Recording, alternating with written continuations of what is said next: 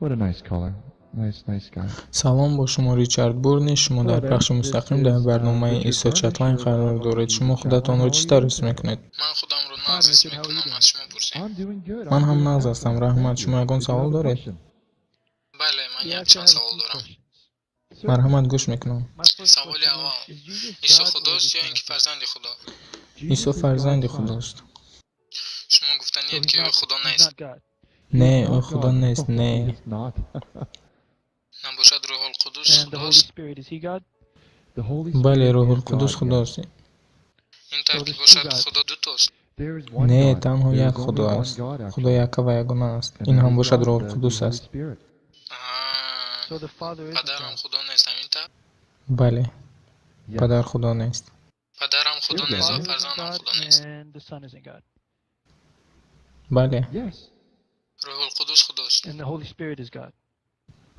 بله، تو ناز شنیدی. بله. این ترکیب باشد پدر کیست؟ خدا. تو حاضر گفتی که او خدا نیست. او خداست.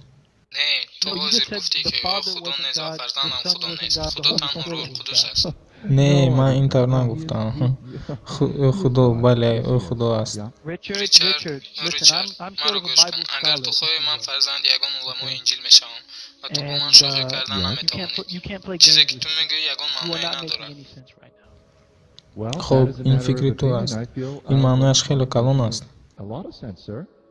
گوش کن. چطور تو میتوانی کسی رو به دین دعوت نمایی حالا که تو یک بار به من نمیتوانی فهمونی که کدامی از آنها خداست؟ خدا این خداست و در انجیل هم خداست. گوش کن. همه نصرانی ها میگویند که خدا یک تاست، همون لحظه میگویند که آنها سه تا هستند. من به فکرم سوالت رو ناز نفهمیدم. تو خیلی عجیبانه سخن میگویی. بله، من عجیبم ریچارد. خب، من اینجا برای یاری شما آمدم. گوش کن. ما داریم پدر، فرزند و روح القدس همین طور. بله، خدای سگانه. سگانه. میدونی گپ از همین سه سر می شود. آن سه با هم برابرند یا نه؟ آنها به هم دیگر مانندند. سگانه این یک گروه است. یک گروه از سه. خب، گوش کن. وقتی عیسی مرد، او در صلیب مرد همین طور؟ بله. وقتی که او مرد، کی زمین رو می داشت؟ خدا هم وقت زمین رو می داشت. از اول او این کار رو انجام می داد. اما در انجیل یهودی ها او رو در صلیب کشتند.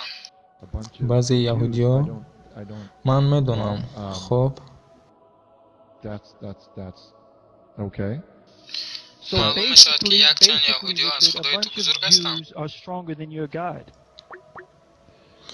نه، من روزی نیستم. در یگان جای انجیل اینطور گفته نشده است. شما نصرانی ها میگویید که عیسی در صلیب آویزان و وحشیانه از دست یهودی ها کشته شده بود.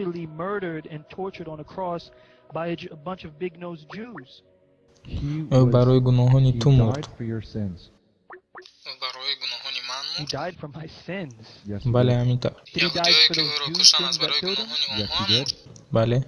این طور باشد آن یهودیایی که او را کشتند آنها هم به جنت می‌دروند؟ آن یهودی ها؟ بله. این طور باشد همه به جنت می‌دروند؟ نه همه. من فکر کردم که عیسی از برای گناهان من مرد. بله، همینطور. ولی اگر تو با گفته های عیسی زندگی کنی به جنت می‌دروی. عیسی همه رو دوست نمی‌دارد؟ نه، این خیلی رفتار ندارد. نه. تو عجیب سخن میگویی. بله، من همین خیرم. تو باید خوش باشی که انجیل را همچون راهنمای خود قرار دادی. اما من خوش نمیشم هرگاه که انجیل را میخوانم. تو در نزد انجیل داری؟ نه، در نزدم نیست انجیل. نباشد من کمتر فکرت را تازه کنم. در کتاب موسی گفته شده است کسی مادرش را میکوبد جزا داده شود. بله. این به تو خوش نمیاد یا نه ریچارد؟ این به من خوش نمیآید. اگر من مادرم رو زنم مرا باید جزا دهند؟ اگر انجیل این رو میخواهد همین طور باید شود. تو بسیار سوال دیدی و روح تو شبهه دارد، ولی اگر در انجیل اینطور نوشته شده باشد بله باید همینطور شود.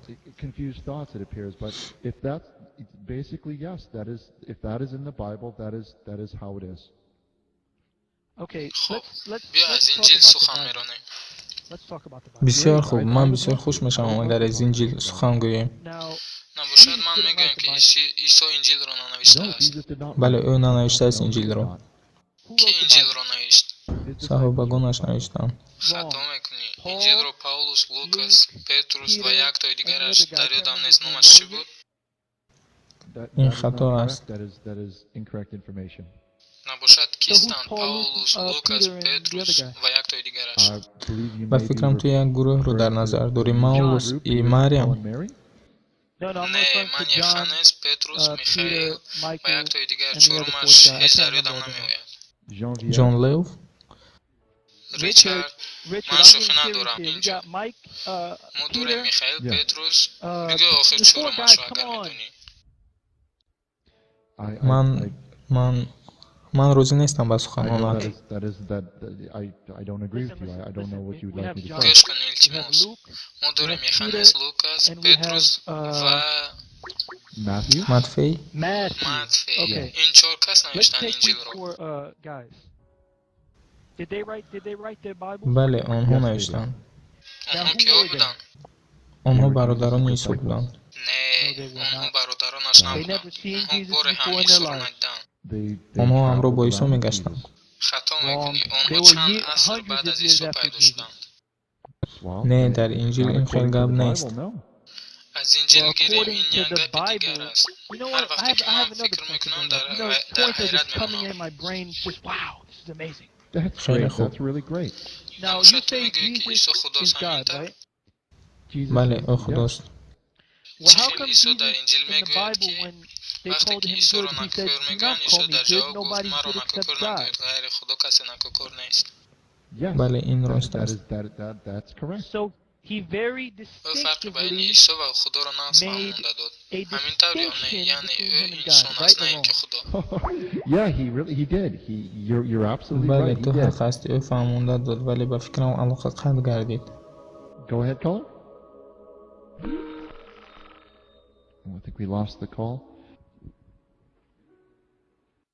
شما بخیر مشتری. بله مرا میشنوید؟ میشنوم. شما مرا میشنوید؟ پیش از شما علاقه ما رو با ریچارد قطع کردم. اوه راست میگوی، علاقه رو قطع کردم. من فکر میکنم که با شما باید وقت جدا کرد. او تنها خواست با دیگران هم سخن گوید. مرا ببخشید. دوام دهید. من جوابم رو میخوام اما شما نمیخواهید جواب دهید. از سوال یکم سر بکنیم. میتوانیم سر کنیم. شما مرا میشنوید؟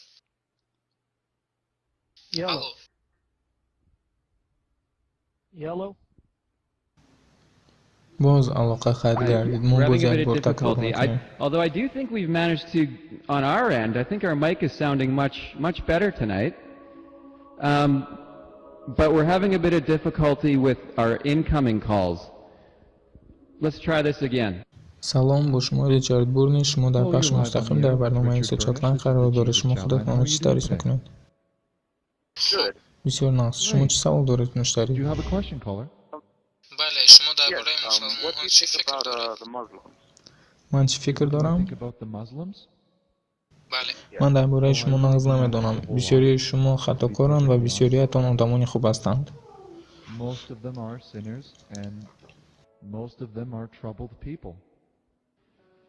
سلام، با شما ریچارد بورنی. شما در بخش مستقیم در برنامه این چاتلن قرار داره. شما خودتون رو چی تعریف میکنید؟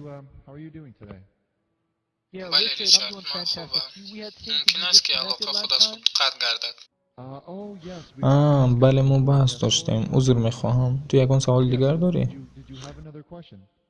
تو تا حال به سوال من جواب نگفته ای. نباشد امروز گپ میزنم از این باره.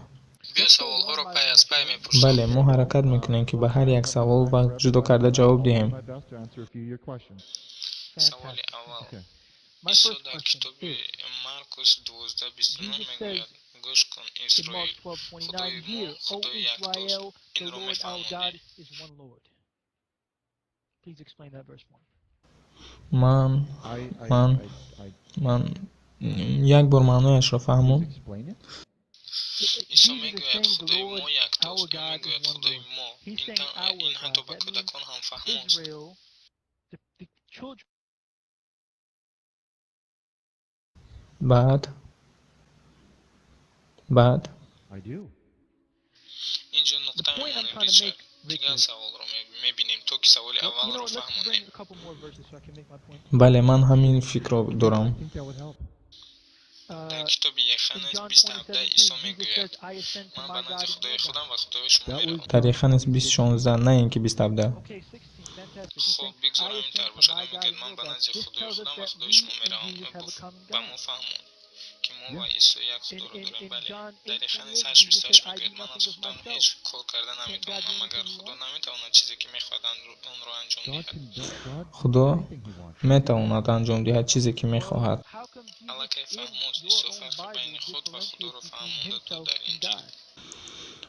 به Perhaps the فکرم Bible that you have been reading به فکرم اون has انجیلی که تو grammatical خوانده ای صدای خطای گراماتیکی دارد. What's the grammatical کدام error when گراماتیکا Jesus وقتی که says عیسی میگوید the خدای power من و Well, of خدای it شما seems to me that you were implying that به God فکرم تو is میخوای گویی که خدا یا اینکه عیسی سگانه را در نظر دارد چون که آنها نمیتوانند خود را از یکدیگر جدا سازند. من گپت رو فهمیدم.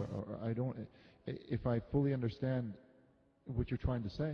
اینجا باز Well, نقطه that's میمونه another point. You just تو said گفتی maybe که the به Bible فکرم اون you انجیلی have که تو داری has a خطای grammatical error. گراماتیکی دارد If it وقتی was که from God, انجیل there از would خدا only be باشد one مگر Bible. باز یگان انجیل دیگر هم Well, وجود No errors. نمیتواند perhaps the Bible that you have purchased. آن کتابی که تو از کجا یافته آن سخته است. برای همین ما از آن خودمان را ریچارد بولنش اینو انجیل نو انجیل یکی از کتاب های به اشتباه و فهم را میفروشیم. Which is free of these of this confusion. It brings levity and clarity.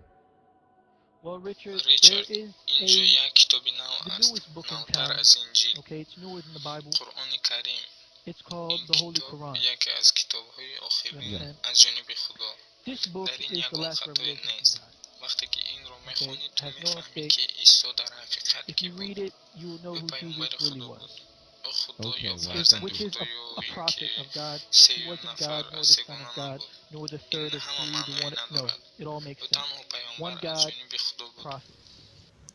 Okay. خب رحمت Thank این you. Thank you. معلومات خوب بود. That was a great piece of information. You're right. You can't screen those because you حالا don't know شما what the گوشی رو intentions are. Only نگذاشتید God knows what the میخوام یک intentions چیز are. دیگر پرسم Well, that's a very good You know? point. من در مانیتور But just before I رسم hang up, I صلیب have رو another یعنی point. بوریش رو I see میبینم the cross on the شما screen. در گردنتان صلیب میآویزید تنها چون که You عیسی guys رو wear در the صلیب cross کشته because بودند Jesus was درست hung on the cross, right? بله Yes. اگر عیسی را در So if کرسی Jesus برقی was میکشتند شما put to death in an کرسی برقی electrical رو chair, در would you wear an گردنتان electrical chair around your neck? میآویختید